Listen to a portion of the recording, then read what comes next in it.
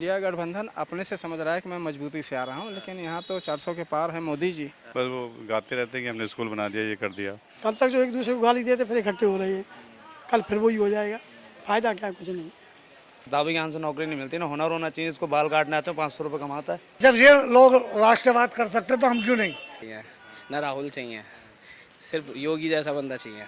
एक से एक सर जातिवादी हैं और ऊपर से कोई पढ़ा लिखा नहीं है। और राहुल जी कुछ भी बयान करते हैं, कोई प्लान नहीं है उन लोगों का। विपक्ष सर कोई प्लानिंग में है नहीं। 70 साल उन लोगों का राज था, वो उन लोगों ने जो गंदगी फैलाई है वही तो बीजेपी साफ कर रही है अब 10 सालों में। नमस्कार, डीएनपी इंडिया में आपका स्वागत। मैं हूं आपके साथ राहुल चौधरी। तो आज हम मौजूद हैं दिल्ली में, और दिल्ली के दिल कनॉट प्लेस यानी सीपी में। देखिए, देश की राजधानी दिल्ली, उसको देश का दिल कहा जाता है और सीपी को दिल्ली का दिल कहा जाता है। तो चुनाव दिल्ली में 25 तारीख को हैं और मैं जगह जगह जाकर, लगभग हर सीट पर जाकर लोगों के मन को टटोलने की मैंने कोशिश की है। आज मैं यहाँ पर आया हूँ और यहाँ के लोगों से पूछता हूँ कि इनके दिल में क्या है। जब 25 तारीख को वोट डालने के लिए ये जाएंगे तो क्या सोच के जाएंगे और किसको वोट देने जा रहे हैं, इनके हिसाब से किसने काम अच्छा किया या फिर इस बार बदलाव की ज़रूरत है, तो क्या इनके जहन में चल रहा है। मैं यही सब बातें आज यहाँ के लोगों से पूछने आया हूँ। तो चलिए चर्चा की शुरुआत करते हैं और इन्हीं की ज़बानी जानते हैं कि आखिर यहाँ के मुद्दे क्या हैं और इनकी पसंद क्या है। जी अंकल, क्या नाम है आपका? निर्मल दुबे। तो क्या लग रहा है माहौल इस बार चुनाव में? कह रहे हैं कि इस बार इंडिया गठबंधन मजबूती से आ रहा है चुनाव लड़ने के लिए। इंडिया गठबंधन अपने से समझ रहा है कि मैं मजबूती से आ रहा हूँ, लेकिन यहाँ तो 400 के पार है मोदी जी। हाँ, तो इंडिया गठबंधन का नाम अभी मत लीजिए, अभी केवल ओनली 400 के पार। तो इधर दिल्ली में क्या लग रहा है? 7 सीटें हैं इस बार। फुल एक सीट पे शायद हो सकता है टफ कंपटीशन हो। कौन सी? उत्तर पूर्वी पे? हाँ, वो क्या नाम है? कन्हैया कुमार वाली? नहीं, अरे वो तो जीता हुआ सीट है यार, मनोज तिवारी कौन का। सी पे लग रहा है फिर? पूर्वी दिल्ली, चांदनी चौक, मिश्रा जी का है? महाबली मिश्रा का। महाबली मिश्रा, वो तो वो वाली सीट है। हाँ, ये वो उस पे दक्षिण थोड़ा- दिल्ली। हाँ, उसी पे थोड़ा सा फाइट है। और बाकी तो यहाँ का चांदनी चौक का होगा, बस बाकी और कहीं नहीं है, सब क्लियर है सीट। सब क्लियर है। Yes yes. तो नहीं मानते कि कांग्रेस आम आदमी पार्टी के गठबंधन में इस बार जो है टक्कर दे रहे हैं? कौन? अरे एवं अब जाने, हर बात को मुंह से मत खुलवाइए। वो क्यों टक्कर कौन कहाँ दे रहा है सब पता है, सब क्लियर सीट है सारी। जी भैया, आपका नाम क्या है? मेरा नाम जयदीप सिंह है। आपके कैसे विचार हैं? क्या लग रहा है किसका बन रहा माहौल इस बार चुनाव में? माहौल तो बीजेपी आएगी और बीजेपी आएगी। इधर दिल्ली में भी? दिल्ली में तो और कौन आएगा? दिल्ली में हुआ क्या है अभी तक जो जो दूसरे को चाह रहे हो? क्या हुआ है? 7 सीटों पर लग रहा है कि बीजेपी इस बार आने वाली है। पक्का है ये, एकदम 7 सीटों पे आएगी पाका। अब नहीं मान रहे थोड़े इंडिया गठबंधन से थोड़ी टक्कर हो सकती है? आम आदमी पार्टी और कांग्रेस का गठबंधन है। केजरीवाल की सरकार इतनी टाइम से है दिल्ली में, उसने क्या करा है बता दो? वो स्कूल लोग आते रहते हैं, स्कूल, और ये स्कूल हो गया या मान लो आपके जो दूसरे भी पानी बिजली है, ये तो बेसिक काम है ना। ये तो बेसिक काम है, मतलब बेसिक काम देना ही है। कोई भी हो, चाहे बेसिक काम, तो उसको देना ही देना है। तो बिजली तुम गाते रहोगे मैंने स्कूल बना दिया, स्कूल के 10 साल तक यही गाते रहोगे, 15 साल तक। अभी देख लो ट्रैफिक की क्या स्थिति है। क्या केजरीवाल जब निकलते हैं उनको दिखता नहीं है कहाँ कहाँ पर ट्रैफिक जाम है? रोड का काम क्या हुआ है? उसके अलावा क्या हुआ है? यमुना का क्या हाल है? कुछ हुआ है यमुना में? कुछ भी नहीं हुआ है आज तक। ऐसी की ऐसी पड़ी हुई इतने सालों से, कुछ भी नहीं है। बस वो गाते रहते हैं कि हमने स्कूल बना दिया, ये कर दिया, इसके अलावा कुछ नहीं है। कम से कम इनकी सरकार में सड़क तो बन रही है, बिजली भी आ रही है। पहले गाँवों में बिजली नहीं होती थी, और भी बहुत काम तो हो ही रहे हैं। अब इंटरनेशनल लेवल पे भी देख लो, डिफेंस में देख लो, डिफेंस में पहले क्या हालत थी हमारी। सभी सेक्टरों में काम तो चल ही रहा है, ऐसा तो है नहीं। ये क्या करते थे, इन्होंने क्या किया है? इनसे किसी से पूछ तो लो तुम्हारा विजन क्या, करोगे क्या? किसी से ही पूछ लो जाके, कोई बता दे। तो वो पहले इलेक्शन में चलता था सेकुलर वर्ड याद थे, इस बार वो सेकुलर सुनने को नहीं मिल रहा है। इस बार जो है वो ये सब वही संविधान और ये, और इनका संविधान खतरे में खुद का, और कुछ नहीं है। इनका खुद का संविधान खतरे में बस, तो और कुछ नहीं है। ऐसा बीजेपी आएगी दबा करके। जी अंकल, आपका नाम क्या? बीसी जैन। आपके कैसे विचार हैं? क्या लग रहा है इस बार माहौल किसके पक्ष में जा रहा है? माहौल तो मोदी का ही है। मोदी का ही है। लोग तो कह रहे हैं अब की बार ये देखिए कि इंडिया गठबंधन जो है टक्कर दे रहा है बिल्कुल बीजेपी को। नहीं, टक्कर वाली बात अलग है और जो माहौल वाली बात अलग होती है। जो बनेगा वो तो वही बनेगा, बाकी टक्कर तो है। क्या वजह है मतलब उसके पीछे जो आप कह रहे हैं कि फिर से मोदी का माहौल बन रहा है, वजह क्या है? वो तो देखो, ये लोकसभा का इलेक्शन होता है, विधानसभा का वाली बात अलग होती है। लोकसभा में प्रधानमंत्री का चक्कर होता है, तो प्रधानमंत्री ऐसा मजबूत देश का होना चाहिए जो कि देश को संभाल सके, और जो कैंडिडेट है भी बनने लायक।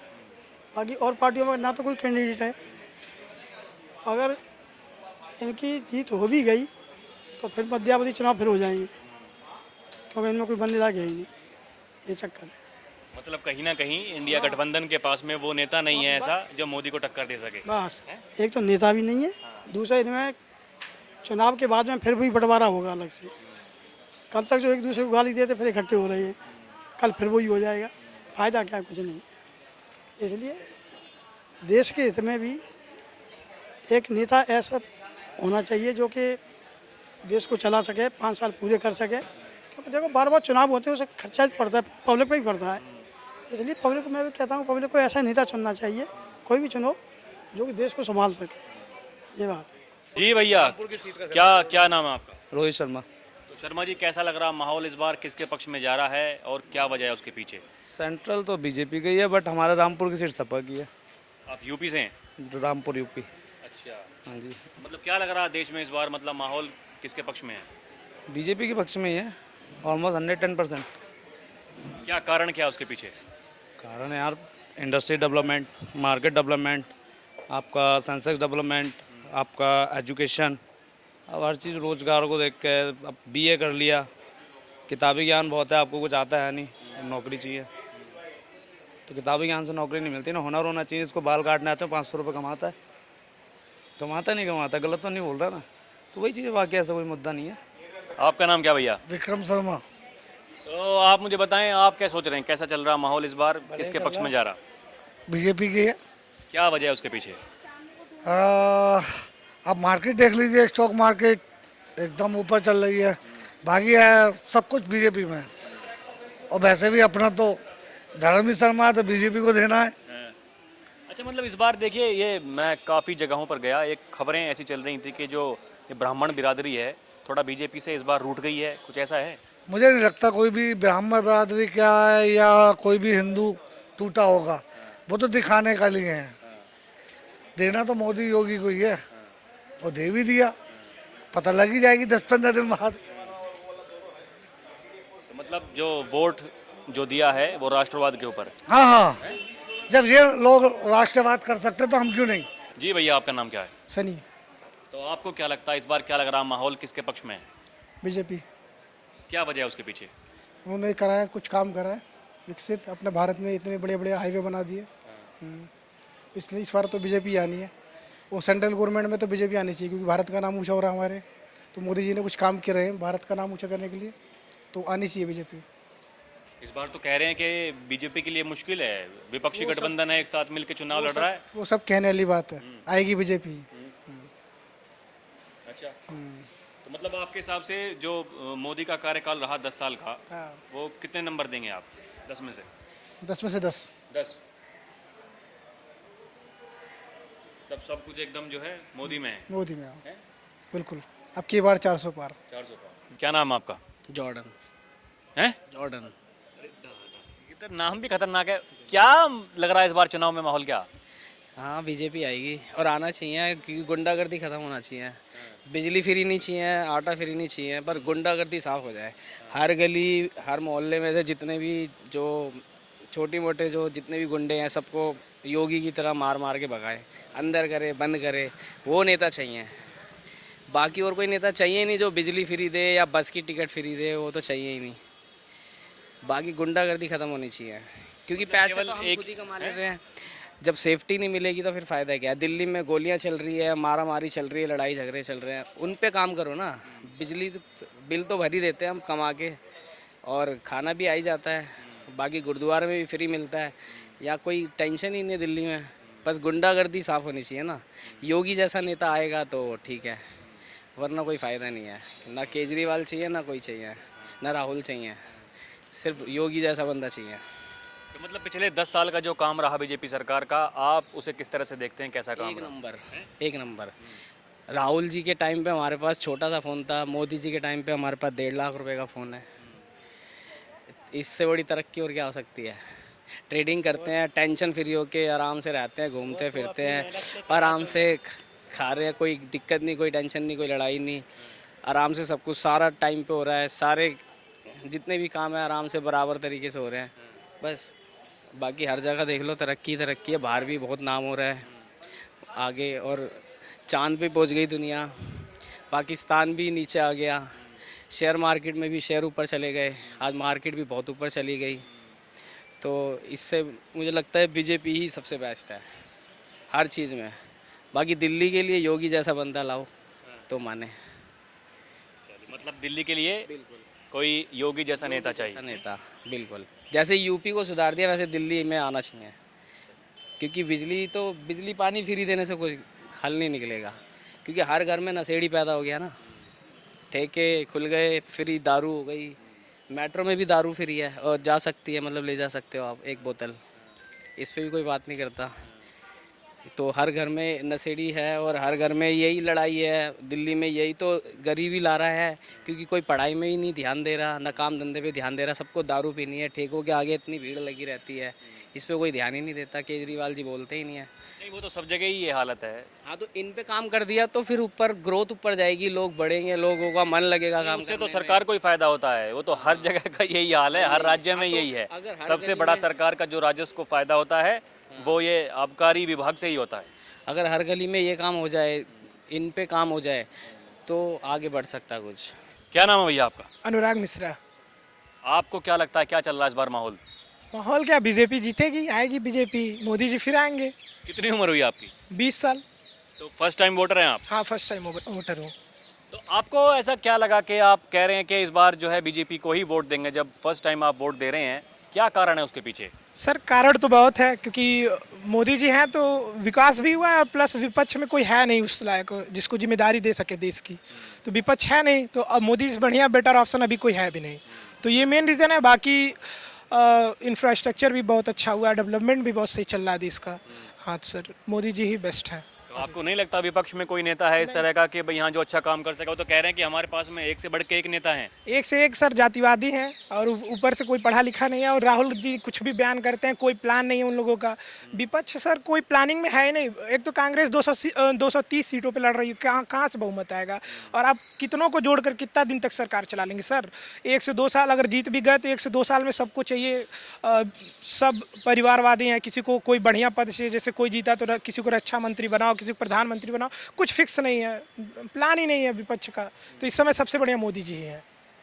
मतलब कहीं ना कहीं जो सामने बातें आ रही हैं वो ये आ रही हैं कि भरोसा किस पर हो? हाँ, भरोसा किस पे हो? अब तक आपने बताइए 5 चरण का चुनाव हो चुका है, लेकिन आपने पीएम कैंडिडेट नहीं बताया, कोई आपकी प्लानिंग ही नहीं है, तो कहाँ से कोई क्यों वोट देगा? तो कह रहे हैं कांग्रेस के नेता जयराम रमेश कि जो सबसे बड़ा दल बन के उभरेगा इंडिया गठबंधन में, उसी में से किसी को बनाया जाएगा प्रधानमंत्री। सर वो खुद नहीं फिक्स्ड हैं, वो खुद ही नहीं पता है उनको कि जीतने के बाद अलग वो होगा उनका माहौल कि मुझे बना दो, मुझे बना दो।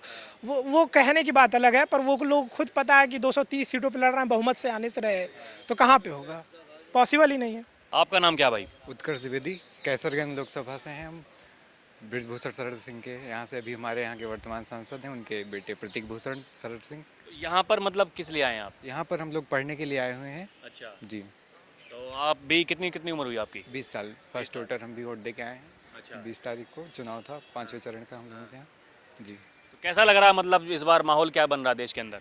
बिल्कुल माहौल बीजेपी के पक्ष में है, और होना भी चाहिए, क्योंकि हर क्षेत्र में हर तरीके से मोदी जी ने विकास किया है। और हम लोग जैसे गांव से बिलोंग करते हैं, तो हमने बहुत सारी चीज़ें से अपने गांव में देखी हैं, हर जगह देखी हैं कि लोगों के पास रहने के लिए मकान नहीं थे और शौचालय नहीं था, कुछ भी नहीं था, जो कि आजकल हम लोग गांव में जाते हैं तो देखते हैं तो एक अलग तरीके का इन्वायरमेंट बन चुका है, लोगों के पास अपने रहने के लिए खुद के घर हैं, सारी चीज़ें। तो बहुत हर एक क्षेत्र में बीजेपी अच्छे से विकास कर रही है और धीरे धीरे ग्रोथ करती ही जा रही है, और देश की अर्थव्यवस्था भी 5वें लार्जेस्ट इकोनॉमी बन चुकी है। आने वाले टाइम में हो सकता है धीरे धीरे और अच्छी बेहतर हो जाए, तो बस यही सारी चीज़ें हैं। देखिए, ये विपक्ष के नेता तो कह रहे हैं कि युवा जो है परेशान हैं, बेरोजगार हैं, नौकरियां नहीं हैं, हम आएंगे तो हम इतनी नौकरियां दे देंगे, जो गरीब महिला हैं उनके अकाउंट में हर साल 1 लाख रुपए खटाखट दे देंगे राहुल गांधी, वो ऐसा बोल रहे हैं। सर हर साल 1 लाख देंगे कहाँ से? जनता के टैक्स से ही तो देंगे, जनता ही तो टैक्स पे करेगी। वो बेवकूफ़ बहुत पहले भी कहते थे कि ये कर देंगे वो कर देंगे, अभी तक क्यों नहीं किया? 70 साल उन लोगों का राज था, वो उन लोगों ने जो गंदगी फैलाई है वही तो बीजेपी साफ कर रही है अब 10 सालों में। और रोजगार कैसे नहीं मिला है? आप डाटा जाके चेक करिए, कम से कम 40 से 45 करोड़ लोगों को 5 लाख रुपए तक का मुद्रा लोन दिया गया है। अगर उन लोगों ने मुद्रा लोन लिया है तो अगर मान लो आप 20 करोड़ लोगों का भी कुछ बिजनेस बन गया हो, किसी ने कुछ कर लिया हो, तो इतने लोगों को तो रोजगार मिला। ऐसे ऐसे बहुत सारे क्षेत्र हैं, कॉरपोरेट कंपनियां हैं बुला रही हैं, बहुत लोगों को रोजगार के लिए बुला रही हैं। आप अपने अंदर वो क्वालिटी लेके आइए तो फिर आप जा सकते हैं। ऐसा अभी इतनी जनसंख्या है, सबको तो गवर्नमेंट जॉब मिल नहीं सकती है, वो भी तो सोचना चाहिए लोगों को। कहाँ तक गवर्नमेंट जॉब देगी? तो कुछ ना कुछ तो करना ही पड़ेगा, लोगों को अपना प्लान लेके चलना पड़ेगा कि हम किस क्षेत्र में, जो बहुत अच्छे अच्छे क्षेत्र हैं जो सरकारी नौकरियों से बेहतर हैं, लोग उसमें जाएं। बहुत सारी ऐसी चीज़ें हैं। तो कैसरगंज में इस बार कैसा मतलब माहौल है? देखिए वहाँ पर तो काफ़ी विवादित वो सीट थी, लोग ये कह रहे थे कि इस बार जो है टिकट काट दिया ब्रजभूषण शरण सिंह का, और बीजेपी की ये मजबूरी बन गई कि उन्हीं के बेटे को टिकट देना पड़ा आखिर तक रोक के रखा। तो मतलब क्या लोगों ने नहीं देखा उस तरह से कि भाई इतनी देरी क्यों की गई? सर देरी, अब उनके ऊपर जो आरोप लगाए गए थे वो आरोप तय नहीं हो पा रहे थे। वही पार्टी सोच रही थी कि हम कैसे इनको मतलब दे दें, विपक्ष हंगामा करता, लेकिन अभी ऐसा तो कुछ था नहीं कि उनके ऊपर कोई आरोप सिद्ध हो गया है। कोर्ट ने, नहीं आरोप तो तय हो चुके हैं। दिल्ली पुलिस ने साबित नहीं किया है ना कि ये चीज़ें सही हैं, कोर्ट ने कर दी। वो तो काउंटर करने के लिए तैयार हैं कि हम लड़ेंगे, हम सही साबित करें। तो ऐसा तो कुछ था नहीं। बाकी कैसरगंज में बहुत सारे विकास हुए हैं, बहुत अच्छी अच्छी चीज़ें हुई हैं जो कि देखने को मिल रहा है। और आने वाले टाइम में अगर उन्होंने अच्छा कार्य किया होगा तो बिल्कुल कैसरगंज फिर भाजपा के हाथ में जाएगी। और जो मतलब जो वो कहते हैं कि प्रभाव है, वो बात कहीं ना कहीं है, दबदबा है क्षेत्र के अंदर। जी काम किए हैं तो दबदबा है, लोगों का प्यार है, बाकी यही सारी चीज़ें हैं। बाकी दबदबा तो है ही, जो सब भगवान ने दे रखा है। सब आज अच्छा काम उन्होंने किया है इसलिए जनता उनके साथ है। बाकी सब सही है, जो होगा देखा जाएगा। 4 जून को रिजल्ट आने ही वाला है। और बहुत बहुत शुभकामनाएं मोदी जी को भी कि 400 पार करें। तो बनने दीजिए पहले, तब दीजिएगा शुभकामनाएं। पक्का है। तो देखा आपने जिस तरह से हमने यहाँ पर लोगों से बात की, चाहे युवा हो या फिर बुजुर्ग हो, सबकी ज़बानी एक है। उनका कहना है कि देखिए इस चुनाव में एक ही मुद्दा है, नरेंद्र मोदी और विकास। विपक्ष के पास में कोई नेता नहीं है, जिसकी वजह से एक बार फिर से वो बीजेपी को वोट देने जा रहे हैं। आज लगभग हर एक इंसान ने, हर एक आदमी ने, हर एक व्यक्ति ने एक ही बात की। तो ये एक मूड होता है। अब ये क्या मूड, जब चुनाव में वोट डालने के लिए जाएंगे तब भी यही मूड रहता है, ये देखने वाली बात होगी।